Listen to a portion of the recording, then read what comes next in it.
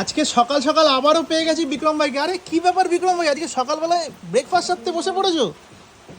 মানে কি খাচ্ছ আজকে সকালে? বলো বলো বলো, একটু বলো। আমি আর বলতে পারছি না।